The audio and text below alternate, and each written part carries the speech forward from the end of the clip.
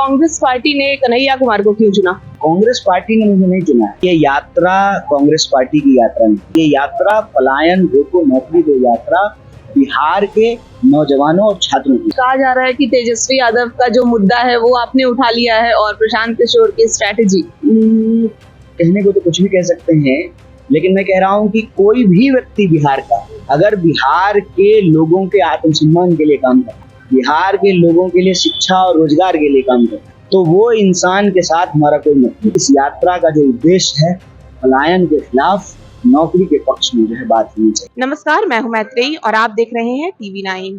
बिहार में इस साल के अंत में विधानसभा चुनाव होने हैं। अलग अलग पार्टियां अपनी स्ट्रैटेजी बनाने में जुड़ी हुई हैं।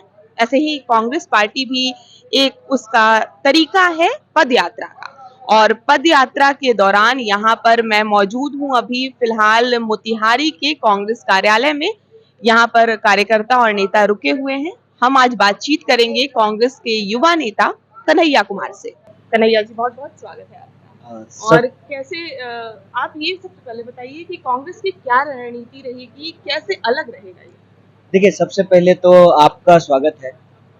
आप जो है हमारी जो पलायन रोको नौकरी दो यात्रा है उसके रात्रि विश्राम के कैंप में आए हैं, तो आपके मन में बहुत सारे सवाल उमड़ रहे होंगे, लेकिन मैं सबसे पहले आपको ये स्पष्ट कर दूं कि ये यात्रा कांग्रेस पार्टी की यात्रा नहीं है। और ये बात सिर्फ मैं कहने के लिए नहीं कह रहा, सचमुच जहां आप बैठे हुए हैं इस कैंप में तकरीबन सैकड़ों मतलब 200 से ज़्यादा जो पेंडिंग भर्ती के पीड़ित नौजवान हैं वो हमारे साथ इस यात्रा में चल रहे हैं, और मैं आपको उन्हीं के कैंप में लेकर के आया हूँ।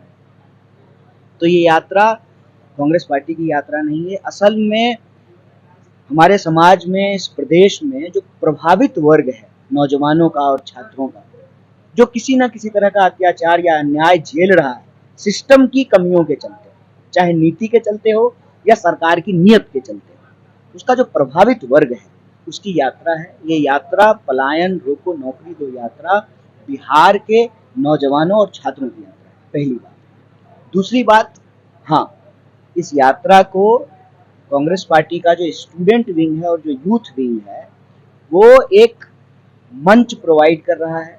हम लोग भी उसमें चल रहे हैं, शामिल हो रहे हैं, और हम बिहार के जो लोग हैं उनका जो बेसिक इश्यूज है, जो प्रभावित वर्ग है वो अपना इशू बोलेगा। मान लीजिए ये हम आपको पेंडिंग भर्ती वाले जो लोग हैं उनके कैंप में लेके आए हैं। अलग अलग नौजवानों का समूह है, ग्रुप है, संगठन है, वो सब भी जुड़ रहे हैं, अपना मुद्दा रेज कर रहे हैं। कोई अग्निपथ का सवाल उठा रहा है, कोई जो है अस्थायी नौकरी का सवाल उठा रहा है, कई सारे लोग जो है माइग्रेशन का क्वेश्चन उठा रहे हैं। हमारा उद्देश्य ये है कि बिहार के लोगों को आज जिन परेशानियों से जूझना पड़ रहा है वो 1 2 3 क्या है। तो आप किसी से भी बात करेंगे, बिहार में हर कोई कहेगा कि पलायन एक बहुत बड़ा मुद्दा है। आपको पढ़ने के लिए बाहर जाना है, आपको इलाज कराने के लिए बाहर जाना है, आपको नौकरी के लिए बाहर जाना है। ये तमाम आंकड़े सरकार के फेंकने के बावजूद, तमाम दावों के बावजूद, हकीकत ये है कि आज भी बिहार कोई काम करने के लिए नहीं आता। बिहार का लोग ही हर जगह जाता है। क्या समंदर, क्या पहाड़, क्या सर्दी, क्या गर्मी, क्या मध्य भारत, क्या उत्तर भारत, क्या दक्षिण भारत, क्या पूर्वी भारत, पूर्वोत्तर भारत में भी आपको मजदूरी करता हुआ बिहार का लोग मिलेगा, ये हकीकत है। सवाल ये है कि तमाम दावों के बाद ऐसी कौन सी परिस्थिति है कि बिहार का एक व्यक्ति, एक बिहारी इंसान हर चीज के लिए बाहर जाने को मजबूर है। तो आपको चौक चौराहा कहीं भी किसी भी विचारधारा, पार्टी का, राजनीतिक, गैर राजनीतिक, हर कोई व्यक्ति कह देगा कि हाँ भाई पलायन एक बड़ा मुद्दा है। प्रश्न एक, पलायन क्यों होता है?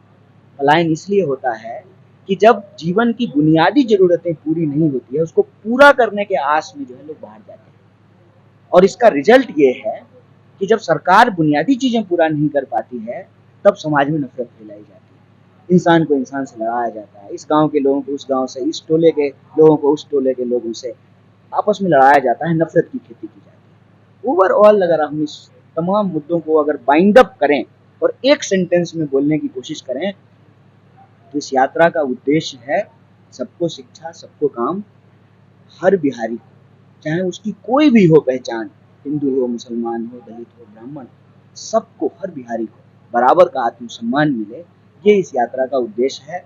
और इस यात्रा में तमाम प्रभावित वर्ग जो हैं वो आए, वो आ रहे हैं, उनका स्वागत है कि वो आए।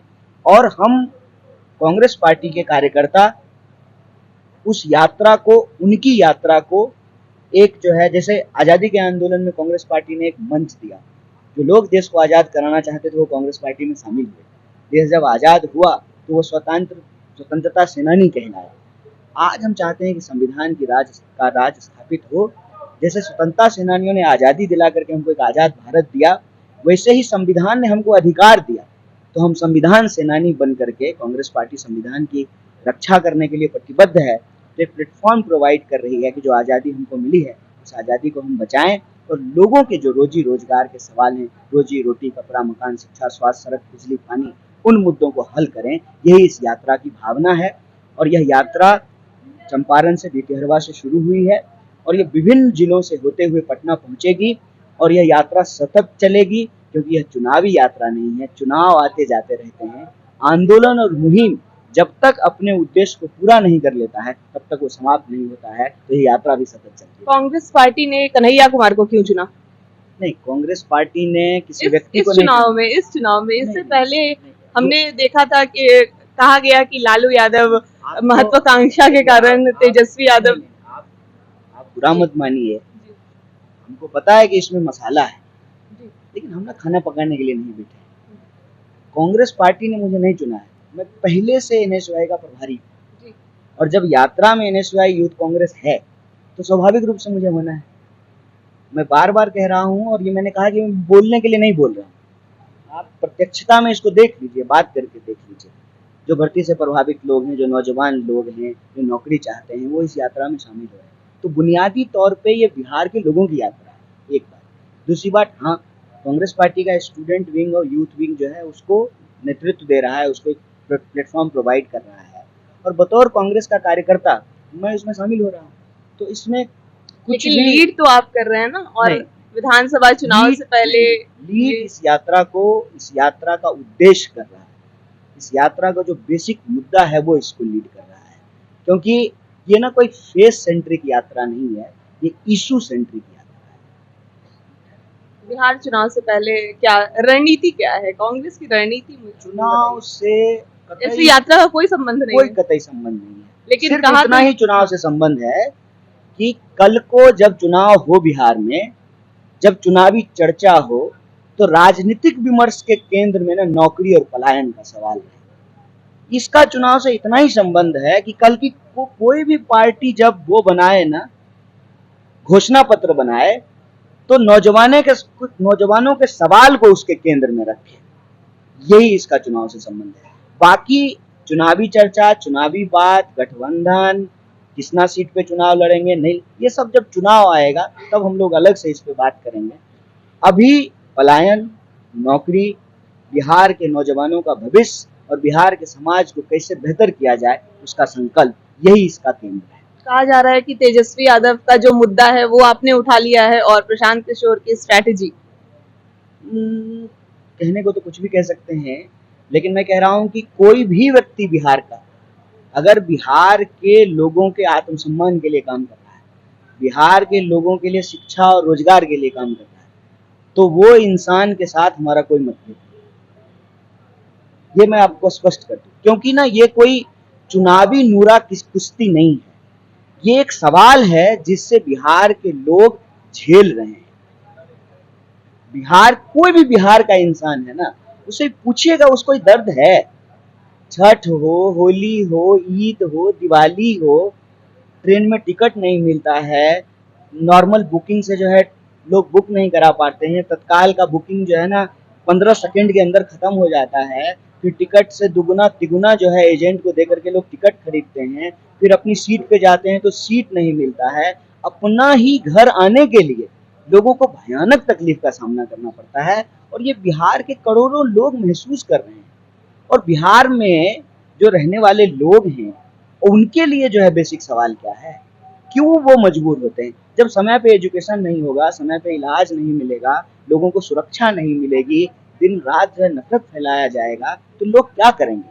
लोग जीवन यापन के लिए तो बाहर जाएंगे ना। तो ये इसका सबसे प्रमुख मुद्दा है। अब इसको कोई भी व्यक्ति अगर उठा रहा हो तो अच्छी बात है, स्वागत योग्य कदम है। हर पार्टी उठाए, हर नेता उठाए, हर कार्यकर्ता उठाए, इसमें कोई अंतर विरोध तो है नहीं। उनका तो ध्यान रखिए, कभी तो उनकी बात कीजिए।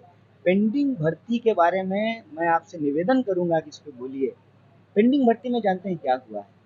लगभग 1.5 लाख स्टूडेंट, भर्ती कंप्लीट हो गई, उनको नियुक्ति पत्र बस देना था। ये वो लड़के हैं जो पिछले जो है ना 4 साल से नियुक्ति पत्र का इंतजार कर रहे हैं। पहले आरटीआई में कहा गया कि आपको जो है अग्निपथ आ गया है, इसलिए आपकी भर्ती रद्द कर दी गई। कंप्लीट हो गई भर्ती, बस नियुक्ति पत्र मिलना था। ये वो लड़के हैं। दूसरी बार आरटीआई में कहा गया कि जो है कोविड के, अरे तो कोविड में तो चुनाव कराया आपने, इसी बिहार में कराया, दूसरी बार चुनाव होने को तैयार है, भर्ती क्यों रद्द कर दिया? और आपको मैं बताऊं, किसी भी लड़के से आप बात कर लीजिए और बात करके जाइएगा, जिस फील्ड में लड़के सेना भर्ती की तैयारी करते थे उसी फील्ड में लोगों ने सुसाइड कर लिया। कम से कम जहां हम बैठे हैं उनका तो एक बार बोले। 365 दिन में कभी कोई जो है इनके रोजगार की बात नहीं करता है। क्यों? क्योंकि ये जो है वीआईपी के बच्चे नहीं है, ये तो जो है साधारण किसान मजदूर के बच्चे हैं, तो इनको जो है मीडिया में स्पेस ही नहीं है। आप किसी नौजवान से, किसी रैंडम से, मैं कह रहा हूँ कि जिससे मन करे उससे बात करना चाहिए और इनका जो है एक बार दर्द सुनिए। मेरा ये मानना है कि कांग्रेस पार्टी की बात, चुनाव की बात, गठबंधन की बात, एमएलए, एमपी, मंत्री की बात होती रहेगी। आज इस वक्त इस यात्रा का जो उद्देश्य है, पलायन के खिलाफ नौकरी के पक्ष में जो है बात होनी चाहिए। मैं ये कहना चाहता हूँ। तेजस्वी यादव पे कुछ कहिए। होती रहती है, वो सब कुछ होता रहे। बात हुई है आज आपकी? आज जो है इसकी बात हो कि इनको नौकरी कैसे मिले, बिल्कुल इनको बिल्कुल, रोजगार कैसे मिले। इनका आपसे मैं मुद्दा उठता निवेदन है करूंगा कि और आप किसी से भी जरूर बात करके जाइएगा। हम कभी भी हमारे चैनल पे भी हमेशा जो भी ये प्रोटेस्ट, सिर्फ प्रोटेस्ट नहीं, अदरवाइज भी हम कई बार ये मुद्दा उठाते रहे ये हैं। बड़ी संख्या है, 1.5 लाख से ज्यादा बिल्कुल। अभ्यर्थी हैं जिनका सब कुछ हो गया, तो नियुक्ति पत्र आज हमने जो है इसको प्रमुखता से उठाया है। कल जो है हम पेपर लीक को जो है बड़ी प्रमुखता से उठाएंगे और पेपर लीक के जो प्रभावित स्टूडेंट हैं उनके साथ बात करेंगे, उनके साथ चलेंगे, वो यात्रा में शामिल होंगे। कल हम लोग पेपर लीक पे बात करेंगे। 55% आबादी जिस देश का युवा हो, वहाँ 1 घंटे में 2 नौजवान आत्महत्या कर रहा हो, इससे ज्यादा दुखद क्या हो सकता है? तो राजनीति में, चुनाव में, लोकतंत्र में, लोकतंत्र जिंदाबाद रहे, लोकतंत्र आबाद रहे, कोई बात नहीं, चुनाव चलता रहे, सतत चलता रहे, लेकिन उसमें जनता नहीं हो तो फिर कैसा लोकतंत्र होगा? और 55% जो यूथ है उसकी बात नहीं हो। इतनी इतिहास में बेरोजगारी नहीं थी जितनी आज है। उसका दंश यह है कि लोग आत्महत्या करने को विवश हैं। और ऐसा नहीं है कि वो स्किल्ड नहीं है, एमबीए किए हुए हैं, इंजीनियरिंग किए हुए हैं, आईआईटीएंस हैं। आप कोई भी कंपनी में देख लीजिए। मैं कल ही बात कर रहा था, पुणे में एक साथ एक कंपनी ने जो है 200 लोगों का ले ऑफ किया है। अब ले ऑफ कर देंगे अचानक रातों रात, वो ईएमआई कहाँ से देंगे? कहाँ से जो है उनका वॉशिंग मशीन तक ईएमआई पे है, क्रेडिट कार्ड पे है चीजें। स्कूल का फीस कैसे भरेंगे बच्चों का, या घर का ईएमआई कैसे देंगे? ऐसे में जब चुनाव की बात हो, लोकतंत्र की बात हो, तो जनता तो हो इसमें। जनता के बिना कैसा लोकतंत्र? और 55% आबादी जो यूथ है उसकी बात नहीं हो।